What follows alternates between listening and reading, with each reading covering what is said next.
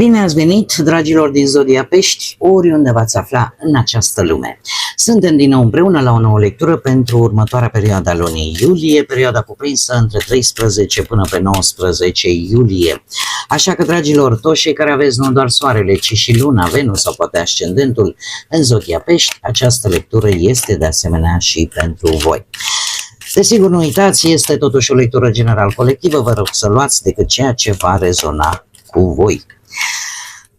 Înainte de a începe, vreau să le mulțumesc din suflet tuturor celor care sunteți aici, care mă susțineți prin intermediul like-urilor, comentariilor frumoase, gesturilor de apreciere și fiecărui gând bun care vine din partea voastră, așa că mii și mii de mulțumiri tuturor. Cei care sunteți pentru prima dată aici pe canal, dacă la sfârșitul acestei lecturi simțiți că ați rezonat sau pur și simplu v-a plăcut, nu uitați să vă abonați. Este gratuit și în felul acesta nu veți pierde niciuna dintre lecturile mele. Și acum, haideți să vedem ce este important de știut pentru dragii mei din Pești în această nouă săptămână de iulie. Dragii mei dragi, avem libertate, anduranță și o perioadă în care parcă simți că timpul îți lipsește. Ce vedem? Dorință de independizare, dorință de a nu mai depinde de alții, dorință de a face ceva pentru voi și prin voi. De asemenea, e ca și cum simți că parcă timpul fuge foarte repede. Posibil să aveți tendința în această săptămână să stați mai solitari, fără prea multe persoane în jurul vostru, pur și simplu în a gândi cum să obțineți poate această independizare, această libertate, poate, nu știu, să vă exprimați, sau libertate financiară, sau pur și simplu, cum am mai zis, să nu mai depindeți de o anumită situație sau de o anumită persoană sau mai multe. Anduranță în această situație, după toată această analiză, această perioadă în care analizați acolo în singurătatea voastră, este binefăcătoare. De ce? Pentru că vă dă și mai multă anduranță, dar pe de altă parte vă dă mai multă rezistență, da? Vă face să mergeți înainte. Sunteți într-o etapă importantă, aș spune, din viața voastră, unde chiar este esențial să mergeți înainte, să credeți în voi că veți reuși și de asemenea e posibil să aveți parte și de un mic test. Un test în care singura variantă de a reuși este tocmai această rezistență și această dorință de a merge înainte. Haideți să vedem ce ne spune tarotul. Ce vine pentru dragii mei din Pești săptămâna 13-19 iulie, atât pe plan profesional, financiar sau sentimental. Nu vă blocați, dragilor. Nu vă blocați. Așa, ia să vedem.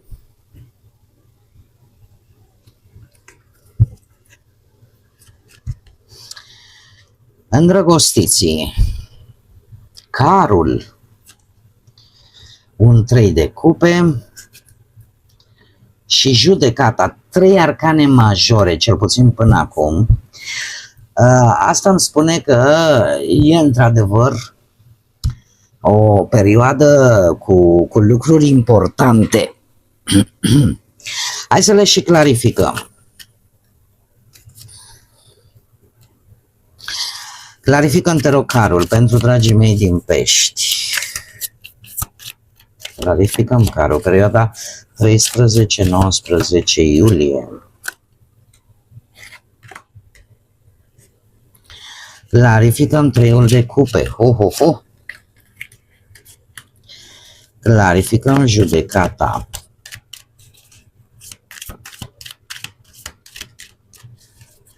Judecata.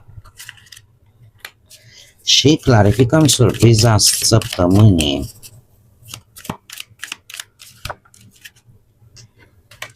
Bun. Haideți să vedem. Și avem așa, pe partea asta a muncii.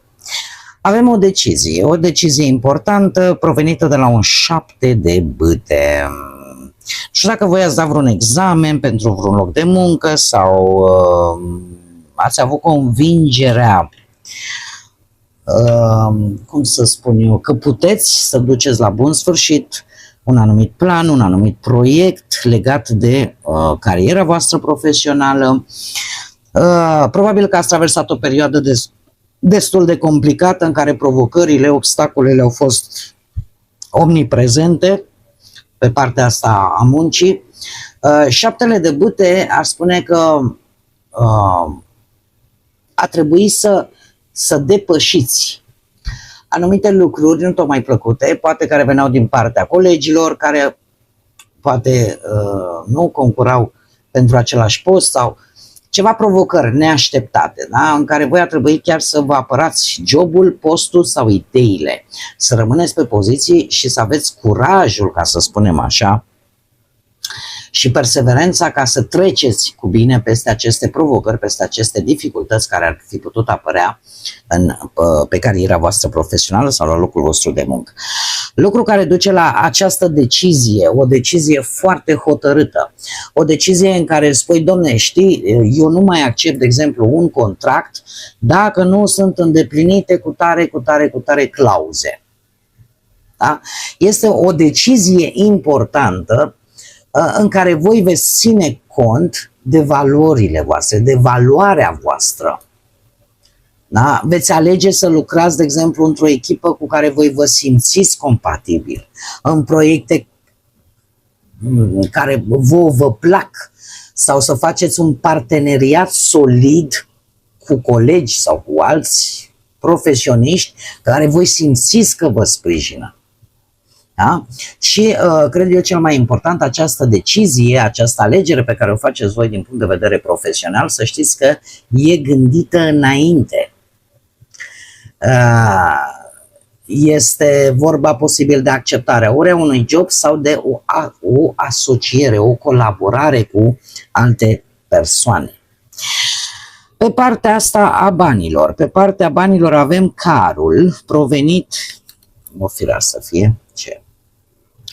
O regină de bâte și un cavaler de spade.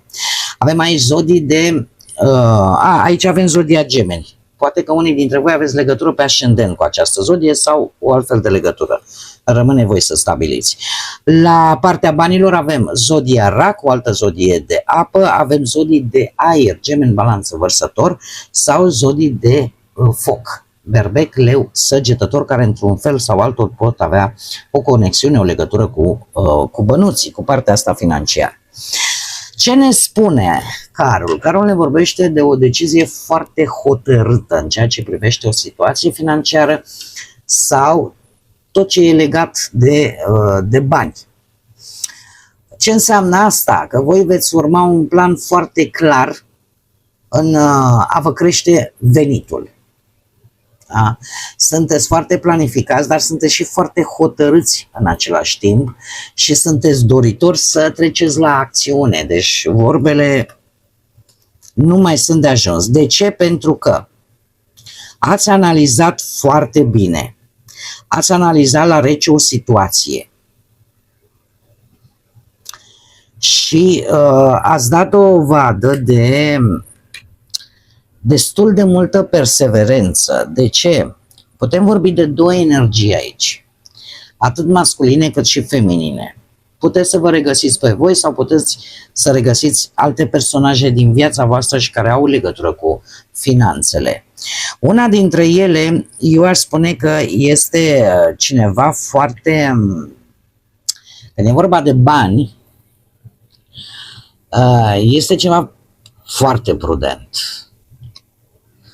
Cineva care de obicei are tendința asta să analizeze excesiv orice cheltuială, ce au intrat, cum au intrat, ce s-a întâmplat, e cineva. Sau, cum am mai zis, puteți să vă regăsiți chiar pe voi. Pe de altă parte, în schimb, avem o regină de bâte. O regină de bâte care, pe partea banilor, îmi vorbește de ideea asta de a investi, de a cheltui pe ceva care pe voi vă pasionează sau pe persoana respectivă o pasionează și în felul ăsta s-au cam riscat niște bănuți. Da? Niște bănuți ori în încercarea de a impresiona cu ceva sau de a demonstra că există putere, că are putere. Bun, toate aceste lucruri, într-un final, cu arcanul major Carul, vă fac pe voi să luați să fiți mult mai hotărâți când e vorba de bani și să negociați poate contracte importante într-o manieră, cum să spun eu, foarte bine planificată, să profitați de o șansă și chiar să treceți la acțiune, o șansă financiară, sau pur și simplu voi sunteți hotărâți să vă atingeți o stabilitate financiară și să evitați orice urmă de risc inutil. Tocmai ținând cont de aceste aspecte, că de aici provine. Cei care sunteți într-un cuplu, voi dragii mei dragi, avem un 3 de cupe, s-ar putea să participați ori la vreun eveniment social, că e nuntă, că e botez, acum suntem și în perioada lor, de ce să zic. Eu aș spune că e ceva de ce? Un 8 de bâte. A existat o întârziere la un moment dat legată de ceva de relația voastră. Ceva s-a întârziat aici. Trebuia să se întâmple mai repede un proiect pe care voi l-ați avut în cuplul vostru, o înțelegere. Eu aș spune că cineva a dat dovadă poate de mai multă impulsivitate și lucrul ăsta a generat anumite neînțelegeri. Da? Sau poate, de ce nu, unul dintre voi s-a grăbit prea mult și nu a acordat timp suficient, să spunem așa, și profunzimei relației voastre. Dar cu treiul ăsta de bâte aici, eu spun că lucrurile au cam intrat pe făgașul lor normal. De ce? Pentru că nu știu, există un plan în comun sau v-ați făcut un plan în comun, un proiect sau poate un hobby care vă leagă ca și cuplu. Și asta v-a dat încredere că relația voastră, adică poate să treacă peste această întârziere sau aceste, cum să le spun eu, ca să mă fac mai înțeleasă. Aceste stări impulsive ale celuilalt, ori ale voastre, ori ale partenerilor voștri. Lucru care duce la un 3 de cupe frumos în această săptămână, un 3 de cupe care ne vorbește de momente de bucurie, momente de celebrare împreună. Cum am mai spus, că e la o petrecere, că e la o aniversare, că e un timp petrecut împreună, poate nu neapărat singuri și cu alte energii lângă voi, dar este o perioadă și o săptămână ca voi să vă exprimați afectivitatea într-un mod cât mai plăcut și cât mai vesel. Cei care sunteți singuri, la voi, dragilor, avem un 2 de bâte. Voi ieșiți din zona voastră de confort, din acea perioadă în care deja vă obișnuiserăți cu lucrurile, parcă nimic nu mai era, cum să spun eu, simțeați nevoia de nou. Doiul de bâte în această situație îmi poate vorbi de o analiză prea mare. Faptul că voi ați cam amânat să acționați, cel puțin pe planul ăsta sentimental. Și e posibil lipsa voastră de acțiune să vă fi făcut să pierdeți oameni care chiar erau interesați de voi la modul real. Da? De ce? Pentru că poate ați vrut, domnule, vreau să-l caut pe ăla pe cal alb, nu contează. Dacă e pe cal negru, dacă e pe cal maro, eu îl vreau pe ăla pe cal alb. Desigur, exagerez acum. Ce vreau să scot în evidență? Vreau să scot în evidență faptul că e posibil ca unii dintre voi să fi așteptat perfecțiunea. perfecțiune care din păcate numai Dumnezeu o are, noi nu. Putem să tindem către perfecțiune și să ne dăm silința toată viața, dar deocamdată încă nimeni nu a atins această perfecțiune, pentru că suntem sortiți greșelii. Lucru care ce face? Aduce acest arcan major, judecata, un arcan major important. Este un moment în care voi veți evalua relațiile voastre din trecut, veți învăța lecții importante, da? Să vedeți de ce s-a întâmplat sau de ce nu găsiți poate pe nimeni. Da? Sunt niște lecții importante. Și voi se pare că în sfârșit aveți parte de o trezire conștientă privind viitoarele voastre relații, ținând cont mai ales de experiența acumulată. Și probabil că o să vă dați seama, dom'le, nu există perfecțiune. Uite, dacă făceam așa, da? E o reevaluare și o trezire, dar și o lecție importantă. Pe de altă parte, avem surpriza săptămânii, acest 2 de bâte, care îl aduce un 5 de monede. Dragii mei, surpriza săptămânii tind să cred că are legătură în mare parte, poate cu bănuții. De ce? Pentru că vă dați seama sau apare o conștientizare sau o situație care, așa cum bine vedem, ori vă trezește, ori pur și simplu vă face să vă planificați mult mai bine, să vă formați o altă perspectivă, tocmai lipsa de ceva. Că e de bani, în primă fază, dar putem vorbi de lipsa afecțiunii, putem vorbi de lipsa responsabilităților, cum ar fi lipsa înțelegerii atunci când lipsesc banii. Asta pe voi vă face să vedeți viața într-o perspectivă nouă și să vă dați seama că ceva trebuie schimbat. Bun, haideți să vedem și mesajul final pentru dragii mei din pești, perioada 13-19 iulie. Tot îmi sare din mână, ia să vedem. Entuziasm și energie. Dragilor, și ca și număr avem numărul 11, este un număr maestru, este un număr cu acest arhetip al vizionarului, al inspiratorului, este reprezentat de către Uranus, dar în același timp și de Soare și este o energie yang, este o energie masculină care îndeamnă la acțiune, în a nu fi pasivi. Pe de altă parte, ce ne spune mesajul în sine? Avansează ușor, profită de această energie, fii vizionar. Da? Se pare că există o trezire la nivel spiritual și am văzut-o de-a lungul acestei lecturi și în același timp apare această dorință de a iniția, de a crea schimbarea, chiar dacă ea nu vine neapărat în viața noastră. Chiar vreau să punctez aici un lucru important. Am o grămadă de comentarii de la voi pe care le pot înțelege sufletește, dar vreau să explic un pic aceste schimbări. Sunt schimbări care ni le dă viața.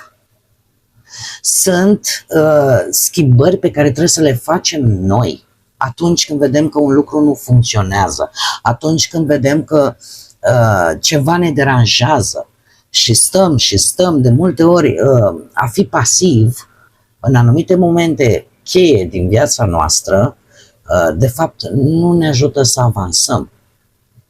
De schimbarea în primul și în primul rând trebuie ținut cont de acest aspect, trebuie să vină de la noi. Nu putem spune stau și aștept să vină schimbarea. Pentru că e ca și cum ai zice că aștepți un autobuz care nu mai circulă pe strada ta.